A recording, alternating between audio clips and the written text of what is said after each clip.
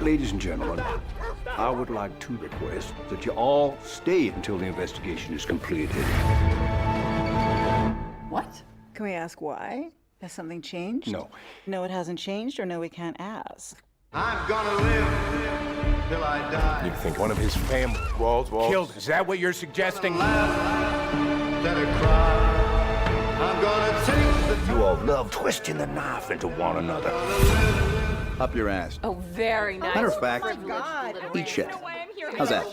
Eat shit. Eat shit.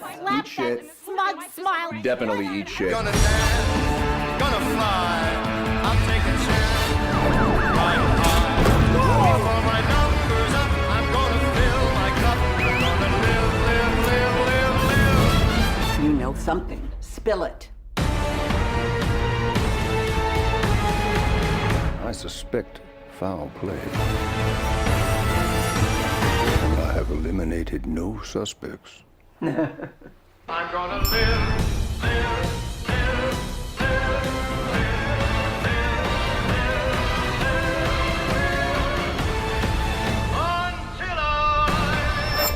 So I'm willing to guess that Knives Out is going to rank number 1 on Owen's list because he just said it's like his favorite movie of all time. So I guess we'll have that to look forward to. The interesting thing about Knives Out being on this list, well, there's two big things about it, but because we did this as a whodunit, murder mystery thing, as this is one of the first big murder mystery feature films that you guys watched, it's interesting because it's kind of rule-breaking. It's kind of like playing with all of the tropes of the genre that you're not familiar with and subverting them. And it's interesting because you guys kind of were ahead of this. You didn't have the whole background and you didn't necessarily know what to expect. So this movie might even be better than you realized that it was. It kind of reawakened this type of movie to the audiences. Like, it did very well. It sort of was, everyone was talking about it, everyone was recommending it, and everyone needs to see this movie. The other interesting thing is the writer-director Rian Johnson. I think there's two other movies he made that you need to watch, particularly Owen, but I'm sure Tristan would get a lot out of them too. For the murder mystery, Brick. It's about a kid in high school whose crush ends up dead and he wants to find out who did it. And it's set in a high school, but it's treated as a noir murder mystery. And everybody talks like wise guys, see? Yes, I want that. And there's another one called Looper, starring Bruce Willis. And the main character, his job is an assassin. People get sent back in time. He kills them, then he gets paid. And the loop that is filled is that eventually they send an old man that he kills, which is his future self. That closes his loop, they pay him a lot of money, and he is retired. In this story, his loop escapes. But I think you would like it. You like time travel stuff, and you've been into his other things. Controversially, he also did Star Wars The Last Jedi, which is the most divisive Star Wars in Star Wars history. But we're not here to talk about any of those things. We're not ready for Star Wars. No. Let's not fall down that rabbit hole just now. Amazing thing about Knives Out, it's set in a big house, austere estate, old genius man, clearly towards the end of his life. Someone's going to die and we're going to have to figure out who did it. All of that is true, except 20 minutes into the movie, we know who did it, and it was nobody, and it was a suicide, and there's still 2 hours of movie left. So what the heck are we watching? And it is ridiculously star-studded. I know you guys are younger than me, so you don't really know a lot of these names and faces. Obviously, you know Chris Evans because he's Captain America to you guys. Yeah. And Daniel Craig was James Bond, but he plays this very eccentric detective, Benoit Blanc. Jamie Lee Curtis, Ana de Armas, Michael Shannon, Don Johnson, Toni Collette. Like, it's ridiculous. Christopher Plummer, who plays the victim. He's a great, great Canadian actor. This is one of his last films, and he's so good in it, too. And a strangely difficult and yet likable character. So the reason the movie was so praised and loved was A, it was amazingly acted, amazingly written. It was both a throwback to old school murder mysteries and completely fresh, because we are constantly given new reveals that we didn't know we needed or wanted. And it's very exciting for that. The question becomes, who is manipulating things behind the scenes? Benoit Blanc was hired to investigate this crime. Why?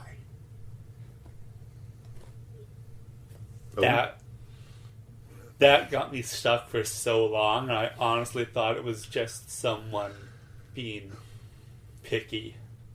It was just Because like the person who wanted this to play out as a murder needed it to be concluded that this man was murdered. Yes. And he needed the smartest detective in the world to confirm it. We'll get to who done it a little bit later on, but that was the reason. So that's the setup. What do you guys think of Knives Out? Let's start with Tristan, since we know what Owen thinks of Knives Out. Is it your favorite movie of all time? Not quite. It's like definitely like my top 5. Definitely. Oh, wow.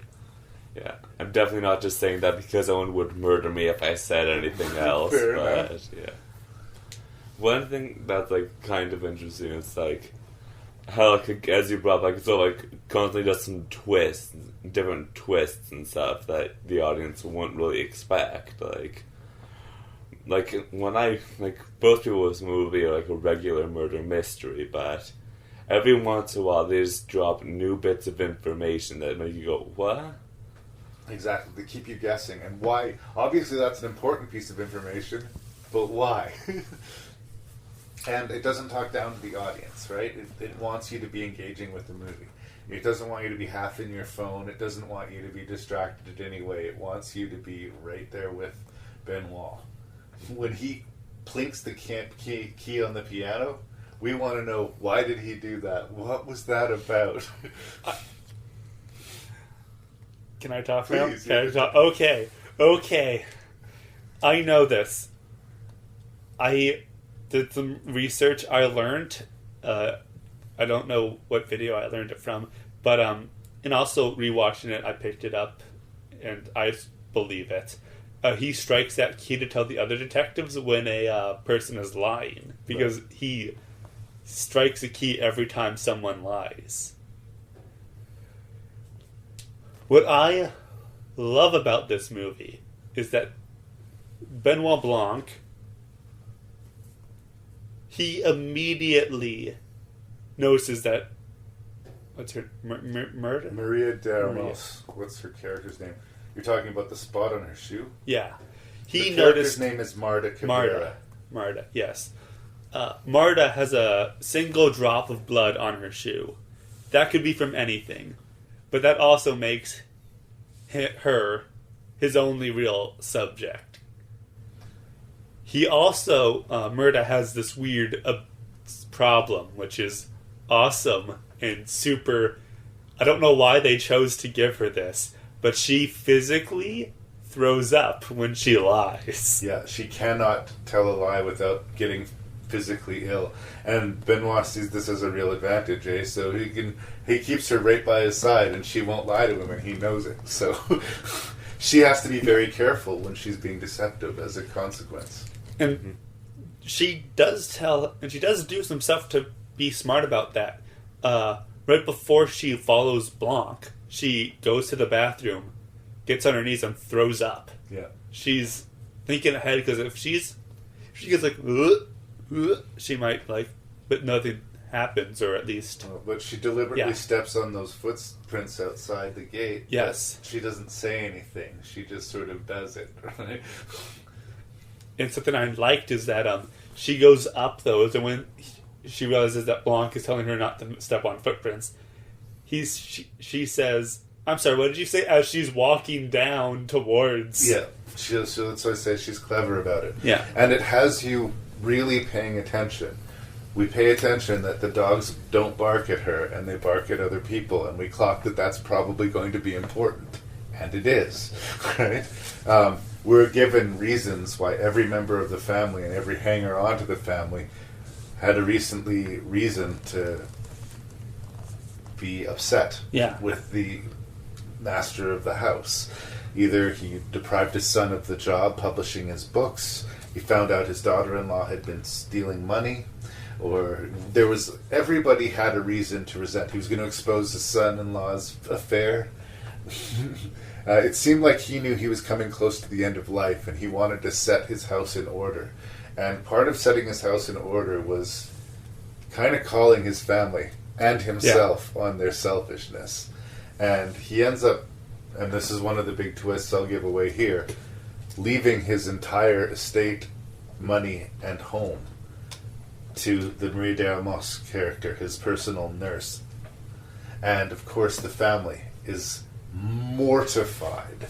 And because it's a suicide, or so they can claim it, the will is uncontested. If it can be concluded that it is a murder, then the will be contested and they can keep the money.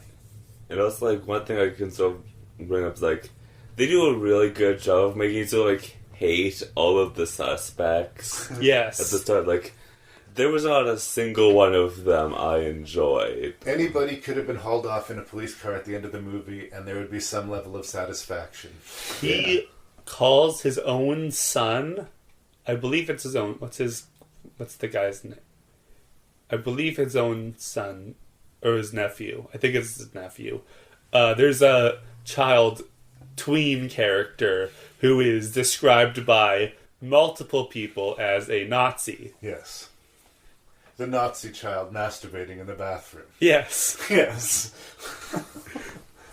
Well, that's not very nice, but the kid does seem to have a earned crooked reputation. Yes. And I think one of the more telling things is that, amazingly, Christopher Plummer's mother is still alive and in the house. And if he was, like, in his late 80s, she's got to be 100 or more. She's just sitting in that chair. Yeah. And when Benoit interviews her, he offers her condolences because he knows nobody else in the house has bothered to tell her that they're sorry her son has died. So all of these people are terrible. All these people are terrible, but they do show us that they do care about their dad. There's love, and he's their dad. Like, they didn't murder him for his money. They weren't. It's not like that. But like, they're fundamentally selfish people. Yes. Yes. Yeah. Like, one thing was like right up until the reveal of like the will, they kept on saying, "Oh yeah, this nurse is like family to us. We care about her very much." Yeah. Like, casually, like, dropping some like semi-racist things around her. That's like a major plot point, racism. But but the second that got revealed, they just turn on her. Yeah. The only one I feel a little bit bad for, I guess, is Toni Collette's daughter. She's legitimately close friends with the nurse, and the entire family crowd around her and make her make this phone call. And I do feel bad for her. Like, and she apologizes. She's the one person who actually apologizes to. And we have to casual reminder to the viewers: the reason why she doesn't confess to everything is because if they dig into her, they're going to find out that her mom is an illegal immigrant. Right. And she will lose her family. Yeah. So that's her main reason for not... Yes, I assume she wants the money, but she didn't even know about the money. She had no idea. Yeah. The only person who knew she was going to get the money, well, there was two of them. The man who died and the man who arranged for the death, or was trying to take advantage of the death. Should we get into the third act? Yeah. Yes! Let's do this. Tristan, talk. Yeah. Alright, yeah. Who'd have thunk it was Captain America? Yeah, I honestly really enjoyed that because they managed to pull one extra trick on us, because like during the whole scene, like the entire family just dogpiling her. He seems to be like the only He rescues her. Yeah. Yeah. Well, sure. Rescues. Yeah. Sure. He does immediately interrogate her to figure out, like, he doesn't then immediately trying to use that against her. He seemed to be genuinely interested in solving it and clearing her name. Yeah. Though we do find out later that it was for different reasons. He's giving her help and when everyone else is against her. So we want to believe he's a good guy. It's also interesting when you watch it again, too, knowing he's the bad guy. He didn't show up for the funeral because he was mad at his grandpa and grumpy about it. But he did show up for the reading of the will. And he laughed all the way through it. He thought it was hilarious because he was the only one who knew that everyone was going to be left out of the will. Right. He showed up so he could watch everybody's reaction, right? So Just a little bit of a jerk move, but also these people don't deserve empathy. seems in character, though. Yeah. Doesn't it? So he switched the medication on her, or the label on her medication. Is that... Yeah, one of them was morphine and the other was medicine. And he was supposed to get like a tiny dose of morphine. Yeah, and so originally the thought was that he was going to accidentally be overdosed by the nurse. But that ended up happening. She noticed that something was off, and in order to protect her, he took his own life and arranged for her to be out of the house and out of possible suspicion. Yeah. This goes against Chris Evans' plan, so he has to do all sorts of things to maintain the story, including burning down a building with physical evidence or evidence of the medical results. And The an true tragedy actual- of the story is that had he not slit his own throat, he would have survived, and none of this would have been necessary. The really tragic thing is that if she noticed, Yeah. that was it. She noticed because she could tell by looking at the glasses that the liquid was off.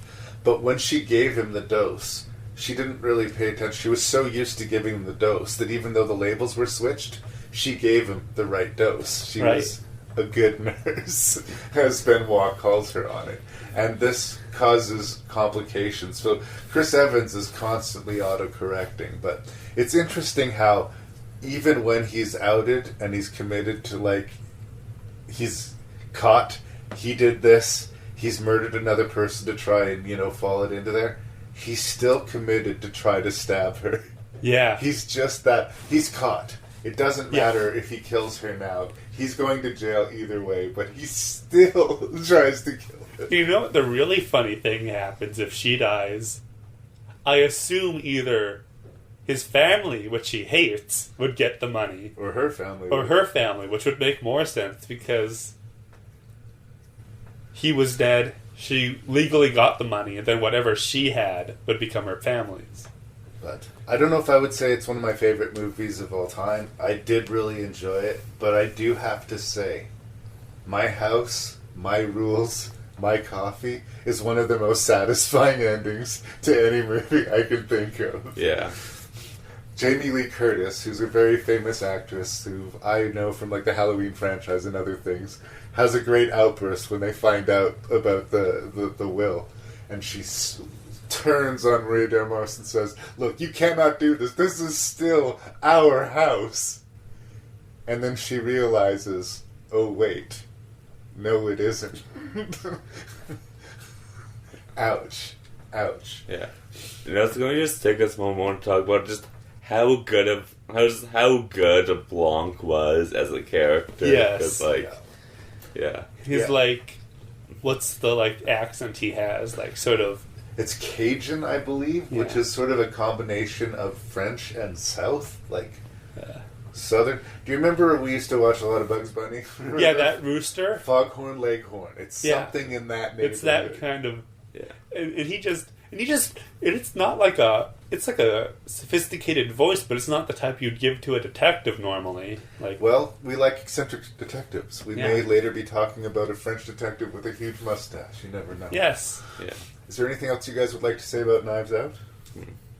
Great design for the house, great set piece, great everything.